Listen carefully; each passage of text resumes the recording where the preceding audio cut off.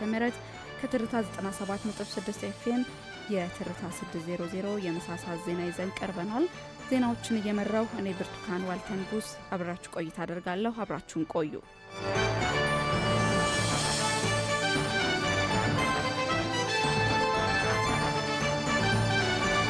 በቅድሚያ የሀገር ውስጥ ዜና። የኢትዮጵያ ብሔራዊ ምርጫ ቦርድ የ7ኛውን ጠቅላላ ምርጫ የጊዜ ሰሌዳ ይፋ አደረገ። በዚህ መሰረት የ7ኛው ጠቅላላ ምርጫ የድምጽ መስጫ ቀን ግንቦት 24 ቀን 2018 ዓ.ም መሆኑን አስታውቋል። ቦርዱ ዘንድሮ የሚካሄደውን የ7ኛ ሀገር አቀፍ ምርጫ እየተከናወኑ የሚገኙ ዝግጅቶችንና የምርጫ ጊዜ ሰሌዳን አስመልክቶ መግለጫ ሰጥቷል። የኢትዮጵያ ብሔራዊ ምርጫ ቦርድ ሰብሳቢ ወይዘሮ ሜላትወርቅ ኃይሉ የምርጫ ጽህፈት ቤቶችን የማደራጀት ስራ ከየካቲት 16 ቀን 2017 ዓ.ም ድረስ እየተከናወነ እንደሆነና እስከ ታህሳስ 15 ቀን 2018 ዓ.ም እየተከናወነ እንደሚገኝም ተናግረዋል። የመራጮች ትምህርት ለሚሰጡ ሲቪል ማህበረሰብ ድርጅቶች ጥቅምት 15 ቀን 2018 ዓ.ም ድረስ እውቅና እንደተሰጣቸውም አስታውሰዋል። የፖለቲካ ፓርቲዎች ሀሳቦቻቸውን ለመራጩ ህዝብ እንዲያሳውቁ ለማስቻል ስልጠና መሰጠቱን ገልጸው በዚህም 56 ፓርቲዎች የሙከራ ክርክሮችን ማካሄዳቸውን አስረድተዋል። ከዚህም በተጨማሪ የመራጮችና የእጩዎች ምዝገባን ቦርዱ ባለማቸው ሶፍትዌሮች በመታገዝ ለማከናወን ስራዎች እየተሰሩ መሆኑን ገልጸዋል።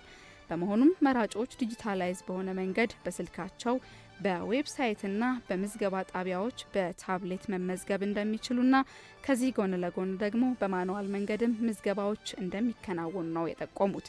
እንዲሁም የእጩዎች ምዝገባን በዲጂታላይዝ መንገድ ለማከናወን ለፓርቲዎች ተወካዮች ስልጠናዎች መሰጠቱንም አብራርተዋል። የምርጫ ክልል አስፈጻሚዎችን የመመልመል ስራዎች እየተከናወኑ እንደሚገኙና የጽሁፍና የቃል ፈተና በማካሄድ ላይ መሆኑንም ጠቁመዋል። ለ7ኛው ሀገራዊ ምርጫ አስቻይ ሁኔታ ለመፍጠር ከሚመለከታቸው አካላት ጋር በመተባበር የጸጥታ ሁኔታዎችን የመገምገም ስራዎች በመከናወን ላይ መሆናቸውንም አብራርተዋል። ይፋ የተደረገው የምርጫ ሰሌዳም ከፖለቲካ ፓርቲዎች ከሲቪል ማህበረሰቦች ጋር በመወያየት መዘጋጀቱን ጠቁሟል። ይፋ በተደረገው የምርጫ ጊዜ ሰሌዳ ላይ ድምጽ የሚሰጥበት ቀን ግንቦት 24 ቀን 2018 ዓ.ም እንደሆነ ተመላክቷል።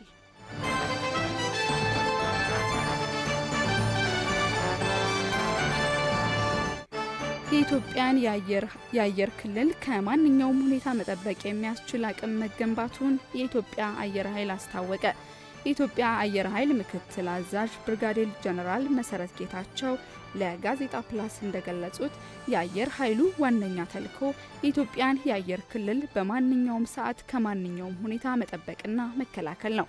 በአሁኑ ወቅት የተቋሙን ራዕይ ለማሳካት አገርና መንግስት የሰጠንን ተልዕኮና ግዳጅ ለመወጣት የሚያስችል ቴክኖሎጂ ታጥቀናል ያሉት ብርጋዴር ጀነራል መሰረት አየር ኃይሉ ማንኛውንም ግዳጅ በአስተማማኝ ሁኔታ መወጣት የሚችል ዘመኑ የደረሰበትን ቴክኖሎጂ መፍጠር፣ መታጠቅና መጠቀም የሚችል ነውም ብለዋል። ቴክኖሎጂን መሸከም፣ ማፍለቅና መጠቀም የሚችል የሰው ኃይል ማፍራት ላይ እየተሰራ መሆኑን ጠቅሰው አሁን ላይ ቴክኖሎጂዎችን የራስ ማድረግና በራስ አቅም መጠቀም መቻሉንም ገልጸዋል። የኢትዮጵያን አየር ክልል የማስጠበቅ ጉዳይ የ24 ሰዓት ስራ እንደሆነም ተናግረዋል። የውጊያ መሰረተ ልማቶችን የማስፋፋትና የመገንባት ስራ በትኩረት እየተሰራ እንደሆነ ገልጸው ከለውጡ ወዲህ አየር ኃይል የውጊያ መሰረተ ልማቶች ላይ ከፍተኛ ለውጥ ማምጣቱንም አስረድተዋል። አየር ኃይሉ ጥራት ያለው የሰው ኃይል በማፍራት ግዳጅን የመወጣት አቅሙን የተሻለ ለማድረግ እየተሰራ መሆኑን ጠቅሰው በ2030 ከአፍሪካ ምርጥ አየር ኃይሎች አንዱ ለማድረግ መታቀዱንም ገልጸዋል።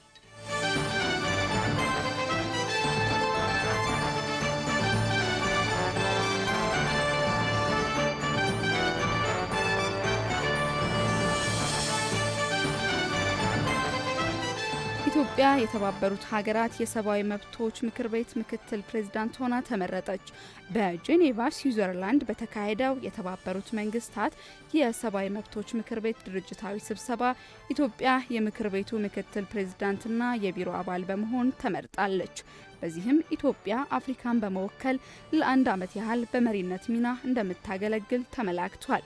የኢትዮጵያን መመረጥ ተከትሎ በተባበሩት መንግስታት የሰብአዊ መብቶች ምክር ቤት የኢትዮጵያ ቋሚ መልእክተኛ አምባሳደር ጸጋብ ክበበው ዳካና በስዊዘርላንድ የሚገኙ ሌሎች ዓለም አቀፍ ድርጅቶች የምክር ቤቱ ምክትል ፕሬዝዳንት ሆነው እንደሚያገለግሉ የውጭ ጉዳይ ሚኒስቴር በማህበራዊ ትስስር ገጹ አስታውቋል።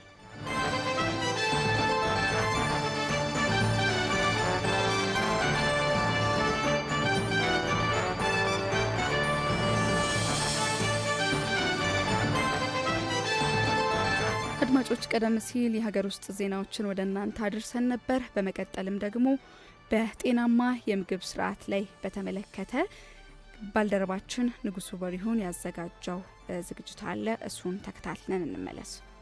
የአመጋገብ ሁኔታ እጅግ ትኩረት ሊሰጠው እንደሚገባ የተለያዩ ዓለም አቀፍ ጥናቶች ያመለክታሉ። ዓለም ላይ ገዳይ ከሚባሉት በሽታዎች እንደ ልብ ድካም፣ ስኳርና የደም ማነስ እንዲሁም ደም መብዛት አብዛኞቹ ከሚከሰቱባቸው ምክንያቶች መካከል የአመጋገብ ሁኔታ እንደሆነም እነዚህ ጥናቶች ይገልጻሉ። ለመሆኑ ጤናማ አመጋገብ ምንድነው ስንል ከጥቁር አንበሳ ሆስፒታል የህብረተሰብ ጤና ስፔሻሊስትና የማህበረሰብ ጤና ማሻሻል ስፔሻሊስት ከሆኑት ዶክተር ኢዮብ ዳኘው ጋር ተከታዩን ቆይታ አድርገናል። ያው በቅድሚያ ጤናማ የሚባለው ምግብ እንደየእድሜ ክልሉ ይለያያል። አንድ ለምሳሌ አንድ ከ6 ወር በላይ ያለ ህጻን ልጅ መጠቀም ያለበት ምግቦች አሉ። አንድ ደግሞ የወጣት ወይም ደግሞ ስፖርተኛ የሚሆን እንቅስቃሴ አንድ አትሌት አይነት ዘርፍ ያለባቸው ሰዎች ደግሞ መመገብ ያለባቸው ምግብ የተለያየ ነው እና በእድሜና እንደየጾታቸው እንዲሁም እንደየክብደታቸው ይወሰናል ጤናማ አመጋገብ የሚባሉት። ተጨማሪም ደግሞ አሁን ላይ ብዙ ጊዜ እየተለመደ የመጡ የታሸጉ ምግቦች ሱቆች ውስጥ ይሆናል፣ ሱፐር ማርኬት ይሆናል እና ሙቀት ያለባቸው እና ፀሐይ የሚያገኛቸው ቦታ ላይ እናያቸዋለን። ለምሳሌ ያክል እንደ ሃይላንድ ውሃ ሊሆን ይችላል፣ የዘይት ምርቶች ሊሆኑ ይችላሉ፣ ቺፕስ፣ የተለያዩ ታሽገው የሚሸጡ ጥራጥሬዎች ነገሮች እየተለመዱ መጣል። እንደ አጠቃላይ የራስን ጤና መጠበቅ ከራስ ውጭ የማንም ኃላፊነት ሊሆን ስለማይችል ማህበረሰቡ አመጋገቡ ላይ ትኩረት መስጠት እንዳለበት የሕክምና ባለሙያዎችም ሆነ የሚመለከተው የመንግስት አካል ትኩረት ሊሰጥ እንደሚገባ ገልጸዋል።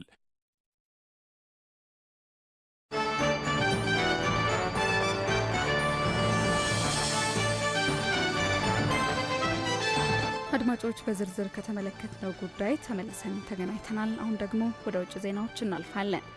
በምስራቃዊ ኮንጎ በመንግስትና በጎረቤቷ ሀገር ሩዋንዳ ይደገፋል በሚባለው M23 በተባለው አማጺ ቡድን መካከል ለአመታት የዘለቀውን ጦርነት ለማስቆም ከ4 ቀናት በፊት በፕሬዝዳንት ትራምፕ አማካኝነት በኮንጎና በሩዋንዳ መካከል የሰላም ስምምነት ከተፈረመ በኋላ አማጺው ይበልጥ እየተጠናከረ መሆኑንና ትይዩ አስተዳደር መስርቻለሁ ማለቱን ዘገባዎች አመላከቱ።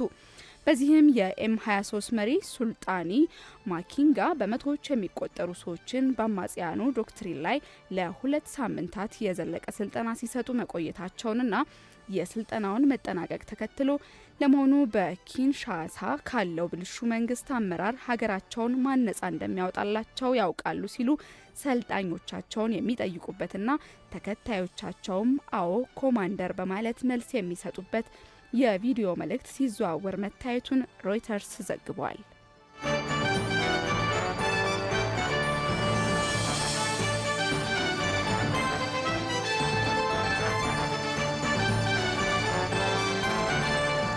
የእስራኤል ጠቅላይ ሚኒስትር ቤንያሚን ኔታንያሁ በጋዛ ያለውን ጦርነት ለማስቆም በዩናይትድ ስቴትስ አደራዳሪነት ወደሚደረገው ሁለተኛው ዙር ድርድር ለመግባት መቅረባቸውን ገለጹ። ነገር ግን ቁልፍ ጉዳዮች አሁንም ሊፈቱ ይገባልም ብለዋል። በሁለተኛው የፕሬዝዳንት ዶናልድ ትራምፕ እቅድ መሰረት በጋዛ የሽግግር አስተዳደር ተቋቁሞ ዓለም አቀፍ የጸጥታ ኃይል ሲሰማራ እስራኤል ወታደሮቿን ከጋዛ ማስወጣት አለባት። ከዚህም በተጨማሪ ሐማስ ትጥቁን ፈትቶ ጋዛን መልሶ መገንባት መጀመር ይኖርበታል። የሐማስ አንድ ከፍተኛ ባለስልጣን ቡድኑ የቀረውን የጦር መሳሪያ ላለመጠቀም ወይም ላለማከማቸት ዝግጁ መሆኑን ጠቁመዋል። ዩናይትድ ስቴትስና ሌሎች አደራዳሪዎች ወደ ቀጣዩ የትራምፕ እቅድ መሄድ እንዲቻል በሁለቱም ተደራዳሪ አካላት ላይ ግፊት ሲያደርጉም ቆይቷል። የአረብ መገናኛ ብዙሃን የቀይ መስቀል ቡድንና የሐማስ ታጣቂ ክንፍ አባላት በጋዛ ከተማ ዘይቱን አካባቢ የቀረውን የእስራኤላዊ ታጋች አስከሬን ፍለጋ መቀጠላቸውን ዘግቧል። የዘገበው ቢቢሲ ነው።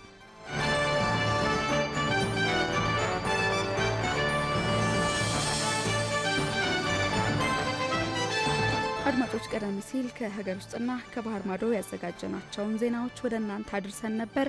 በመቀጠልም ወደ ቢዝነስ ዘገባ እናልፋለን።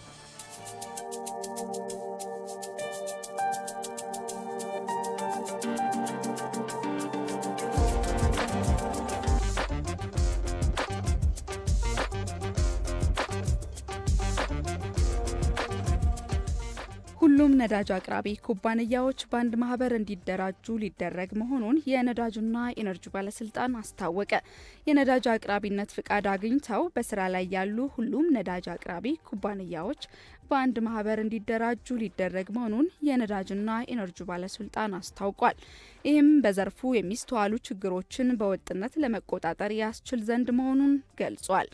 በኢትዮጵያ በአሁኑ ወቅት ከሚገኙ ነዳጅ አቅራቢ ኩባንያዎች ውስጥ የነዳጅ አቅራቢ ኩባንያዎች ማህበር አባል የሆኑት 7 ብቻ መሆናቸውን ለሪፖርተር የገለጹት የነዳጅና ኢነርጂ ባለስልጣን ዋና ዳይሬክተር ዶክተር ደስታው መኳንንት ከነዚህ ኩባንያዎች ጋር ብቻ መስራት ውጤታማ የማያደርግ ነውም ብለዋል።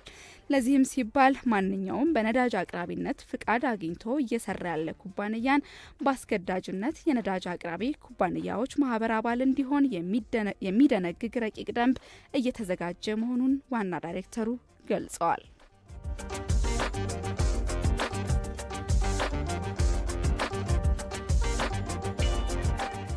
ባለፉት 4 ወራት ለውጭ ገበያ ከቀረበው የኤሌክትሪክ ኃይል ከ46 ሚሊዮን ዶላር በላይ ገቢ መገኘቱን የኢትዮጵያ ኤሌክትሪክ ኃይል አስታወቀ።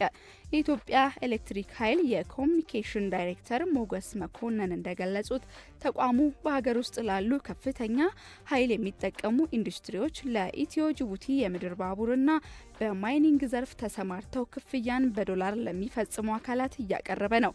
ከዚህም በተጨማሪ ለውጭ ኤሌክትሪክ ኃይል ፈላጊ ሀገራት የሚያቀርብ ሲሆን በዋነኝነት ኬንያ፣ ጅቡቲና ታንዛኒያ እንደሚገኙበት ተናግረዋል። እንደ ኢዜአ ዘገባ ከሆነ በ2018 በጀት ዓመት ባለፉት 4 ወራት ለኬንያ፣ ለጅቡቲና ለታንዛኒያ በሽያጭ ከቀረበ የኤሌክትሪክ ኃይል 46.8 ሚሊዮን የአሜሪካ ዶላር ገቢ መገኘቱን ገልጸዋል።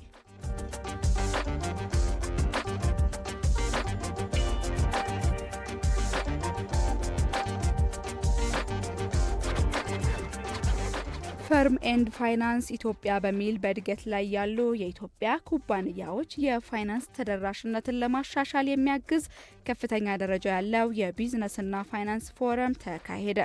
ድርጅቶቹ ከባህላዊ የባንክ ብድር ባለፈ መንገዶች እንዲገነዘቡ እንዲሁም የገንዘብ ባለሀብቶች የባንክና ኢንቨስት የሚያደርጉ እድሎችን እንዲለዩና የገበያ ቦታና የተዋቀሩ ተሳትፎዎች ተጨባጭ ለውጥ እንዴት ማምጣት እንዳለባቸው በፎረሙ ላይ ተነስቷል። በተወዳዳሪና በእድገት ላይ ያሉ ኢትዮጵያዊ ኩባንያዎች የፋይናንስ ተደራሽነትን ለማሻሻል የተዘጋጀ ከፍተኛ ደረጃ የንግድና የፋይናንስ መድረክ እንደሆነ የተገለጸ ሲሆን የኩባንያዎች አቅምን ከፋይናንስ መፍትሄዎች ጋር በተግባር ለማገናኘት የተዋቀረ የመግባባት እርምጃ መድረክ ነውም ተብሏል። በፓናል ውይይቱ ላይ እንደተገለጸው ፎረሙ ከባንኮቹ እስከ ኢንቨስትመንት አካላትና ካፒታል ገበያ ተቋማት ድረስ ያለውንም ኢኮሲስተም በአንድ ቦታ በማሰባሰብ የተዋቀረ መግባባትን ያበረታታል።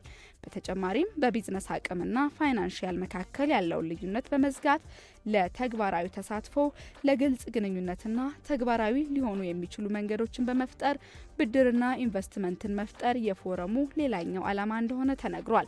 መድረኩን 250 ተሳታፊዎች የተገኙበት ሲሆን ከነሱም 170 ኩባንያዎች፣ ወደ 25 የሚጠጉ ባንኮች፣ ኢንቨስትመንት ባንኮች እንዲሁም የኢንቨስትመንት አማካሪዎች፣ የልማት አጋሮችና የመንግስት ተወካዮች ተገኝተውበታል።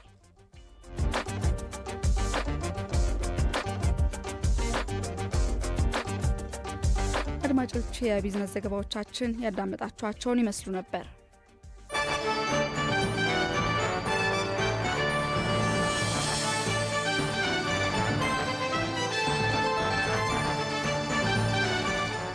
አድማጮቻችን ከኛ ጋር ስለሆናችሁ እጅግ እናመሰግናለን። የትርታ 600 የምሳሳ ዜናዎች ያዳመጣችኋቸውን ይመስሉ ነበር። በመቀጠልም የስፖርታዊ መረጃዎችን የምናጋራበት ሰዓት ላይ እንገኛለን። ስፖርታዊ መረጃዎችን ባልደረባችን አበበ ተገኝ ስቱዲዮ ተገኝቶ መረጃዎችን ያጋራናል። እንደሚከተለው ይቀርባል።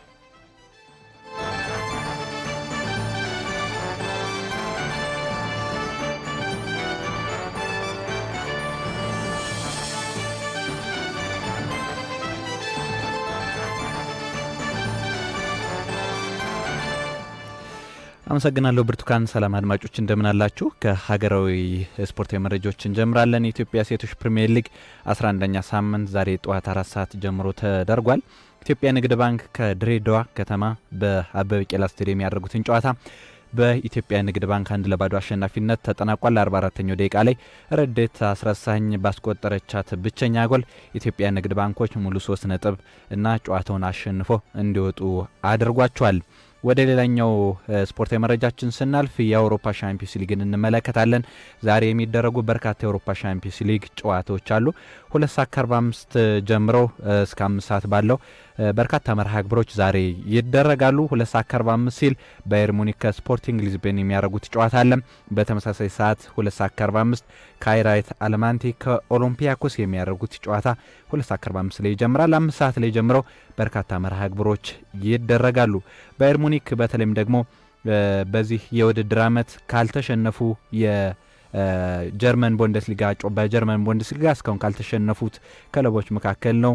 በቡንደስሊጋው እስካሁን ምንም ሽንፈት አላስተናገደም። 12 ጨዋታዎችን አድርጎ ከ12ቱ 12ቱን እስካሁን 12 ጨዋታዎችን ሳይሸንፍ በአንዳቸው ወጥቶ ምንም ሽንፈት ያልቀመሰ በቡንደስሊጋው ብቸኛው ክለብ ባየር ሙኒክ ነው። በሻምፒዮንስ ሊጉ በአርሰናል ባሳለፍነው ሳምንት በኤሚሬትስ 3-1 በሆነ ውጤት ተሸንፏል።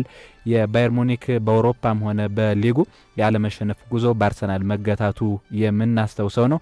ሆኖም ግን ዛሬ ስፖርቲንግ ሊዝበንን በሜዳው የሚያስተናግድ ይሆናል 2:45 ላይ ማለት ነው። ስፖርቲንግ ሊዝበንም እንግዲህ ቀላል ተጋጣሚ ለባየር ሙኒክ እንደማይሆን ይጠበቃል። በሻምፒዮንስ ሊጉ 8ኛ ደረጃ ላይ ተቀምጧል 10 ነጥቦችን ይዞ ማለት ነው። በጎል ክፍያ ተበልጦ የሚያሸንፍ ከሆነ ስፖርቲንግ ሊዝበንም የሻምፒዮንስ ሊግ ፉክክሩን እንዲሁ የሚጠቀም ነው የሚሆነው። ለባየር ሙኒክ ይህ ጨዋታ ቅድመ ግምት ተሰጥቷቸዋል። ምክንያቱም ደግሞ በሜዳው ማድረጉና ትልቅ ተፎካካሪ መሆኑ በርካታ ጠንካራና በትክክለኛ አቋማቸው ላይ የሚገኙ ተጫዋቾችን በስብስቡ መያዙ ለባየር ሙኒክ ምናልባት የሚያሸንፍበት እድል ሰፊ ይሆናል። ነገር ግን ቀደም ብዬ እንደተናገርኩት ስፖርቲንግ ሊዝበንም ለባየር ሙኒክ ቀላል ተጋጣሚ ይሆናል ተብሎ አይጠበቅም። ከ5 ሰዓት ጀምሮ የሚደረጉ በርካታ መርሃ ግብሮች መካከል አትላንታ ከቼልሲ የሚያደርጉት ጨዋታ እንዲሁ ይጠበቃል።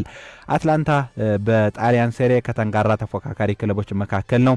ቼልሲም እንዲሁ በፕሪሚየር ሊጉ ላይ ምንም እንኳን ወጥ አቋም ባያሳይም አንዳንድ ጨዋታዎችን በአሳማኝነት ሲያሸንፍ እንመለከታለን።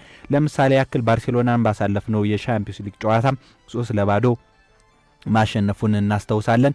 ነገር ግን በፕሪሚየር ሊጉ ደግሞ ሳይታሰብ ጨዋታዎችን ሲሸነፍ እንመለከተዋለን። በተለይም 10 ነጥቦችን ይዞ በጎል ክፍያ ተበልጦ 7ኛና 10ኛ ደረጃ ላይ ተቀምጠዋል ቼልሲና አትላንታ። ቼልሲ 7ኛ ደረጃ ላይ ነው የተቀመጠው፣ አትላንታ ደግሞ 10ኛ ደረጃ ላይ ተቀምጠዋል። ነገር ግን በጎል ክፍያ እንጂ በነጥብ ምንም ልዩነት የላቸውም። አትላንታ በሜዳው ይህን ጨዋታ ማድረጉ ለቼልሲ ትልቅ ፈተና ይሆናል ተብሎ ይጠበቃል። ሌላኛው መርሃ ግብር ኢንተር ከሊቨርፑል የሚያደርጉት ጨዋታ ነው። ኢንተር በተለይም ደግሞ በወቅታዊ አቋም የሚታመውን ሊቨርፑልን በሜዳው ማስተናገዱ ለኢንተር ጥሩ አጋጣሚ ይሆናል። ሊቨርፑል ከቅርብ ጊዜ ወዲህ ትልቅ አጣብቂኝ ውስጥ የገባ ክለብ ነው። በተለይም ደግሞ ተጫዋቾቹ በተለይም ደግሞ እንደ ሳላ የመሳሰሉ ተጫዋቾች በቡድኑ የመሰለፍ እድል አላገኘውም በማለት አሰልጣኙን ክለቡን በመውቀስ ላይ ይገኛሉ። ሳላ በተለይም ደግሞ በሊቨርፑል ቤት ድንቅ አጥቂዎች መካከልና በርካታ ጨዋታዎች ላይ ክለቡ ውጤት ይዞ እንዲወጣ ከሚያደርጉ አጥቂዎች መካከል በግንባር ቀደምትነት ይጠቀሳል። ነገር ግን በዚህ የውድድር ዓመት በአርኔ ስሎት ስር በቂ የመጫወት እድል አላገኘውም በሚል ለጋዜጠኞች ከሰጠው በኋላ ከክለቡና ከአሰልጣኞች ጋር ሰጣ ገባ ውስጥ የገባበት አለ። በዚህ ምክንያት በኢንተሩ ጨዋታ ላይ ሳላ የማይሰለፍ ነው የሚሆነው። ከቡድኑ ስብስብ ውጭ መሆኑን የተገለጸው ጋክፖ በጉዳት ምክንያት የኢንተርን ከሚገጥመው የሊቨርፑል ስብስብ ውጭ መሆኑም እንዲሁ ተገልጿል። ኢንተር ካደረጋቸው 5 የሻምፒዮንስ ሊግ ጨዋታዎች መካከል አንዱን ተሸንፎ 4 አሸንፎ 4ኛ ደረጃ ላይ ነው የተቀመጠው። ምንም እንኳን በጎል ክፍያ ተበልጦ በፒኤስጂ ሙኒክ በጎል ክፍያ ብቻ ነው የተበለጠው። 4ኛ ደረጃ ላይ ነው የተቀመጠው። አርሰናል በሻምፒዮንስ ሊግ እስካሁን ካልተሸነፉ ክለቦች መካከል ነው። ኢንተር ከሊቨርፑል ምሽት 5 ሰዓት ላይ ጨዋታቸውን ያደርጋሉ። በሴሪያው በተለይም ደግሞ 3ኛ ደረጃ ላይ ነው የተቀመጠው ኢንተር በአንድ ነጥብ ብቻ ተበልጦ በናፖሊና በኤሲ ሚላን ነው የተበለጠው። 3ኛ ደረጃ ላይ ተቀምጧል። በሴሪያው ኢንተር ለሊቨርፑል ትልቅ ፈተና ይሆንበታል ተብሎ ይጠበቃል። አርኔ ስሎት በፕሪሚየር ሊጉ ምንም ጨዋታዎችን በርካታ ጨዋታዎችን በሽንፈት እንዲሁም ባቻ እያጠናቀቁ በፕሪሚየር ሊጉ ትልቅ አጣብቂኝ ውስጥ ነው የሚገኙት። እንዲሁ 13ኛ ደረጃ ላይ ነው በሻምፒዮንስ ሊጉ የሚገኙት ማለት ነው። ሌላኛው ባርሴሎና ከኢንተር ፍራንክፈርት የሚያደርጉት ጨዋታ ይጠበቃል። ባርሴሎና በካምፕኑ የጀርመኑን ክለብ ፍራንክፈርትን ይጋብዛል ማለት ነው። ባርሴሎና በላሊጋው ጠንካራ ተፎካካሪ ሆኗል። ከመሪው ሪያል ማድሪድን በ4 ነጥብ ርቆ 1ኛ ደረጃ ላይ ነው የተቀመጠው። የታሪክ ተገዳዳሪውን ማድሪድን በ4 ነጥብ መራቁ ደግሞ ለባርሴሎና ትልቅ መነቃቃት ይሆናል ተብሎ ይጠበቃል። በሻምፒዮንስ ሊጉ እንዲሁ ትልልቅ ጨዋታዎችን እያሸነፈ ጥሩ ደረጃ ላይ ይገኛል ባርሴሎና ማለት ነው። ሌሎች መርሃ ግብሮችም ይደረጋሉ። ከነዚህ መካከል ሞናኮ ከጋላታሳራይ፣ ፒኤስቪ ከአትሌቲኮ ማድሪድ፣ ሮያል ዩኒየን ከማርሴ፣ ቶተናም ከስላቫ ፕራሃ የሚያደርጉት ጨዋታ የምሽት 5 ሰዓት ጨዋታ ይጠበቃል ማለት ነው። ዛሬ ምሽት በርካታ የሻምፒዮንስ ሊግ ጨዋታዎች ናቸው የሚደረጉት። 2:45 ላይ ጀምሮ 2 መርሃ ግብሮች እንዲሁም 5 ሰዓት ላይ ደግሞ በርከት ያሉ መርሃ ግብሮች ይደረጋሉ። ካለን ሰዓት አንጻር የስፖርታዊ መረጃዎችን ከዚህ ጋር እናጠናቅ። ብርቱካን አበበ ላጋራህን ስፖርታዊ መረጃዎች እጅግ እናመሰግናለን።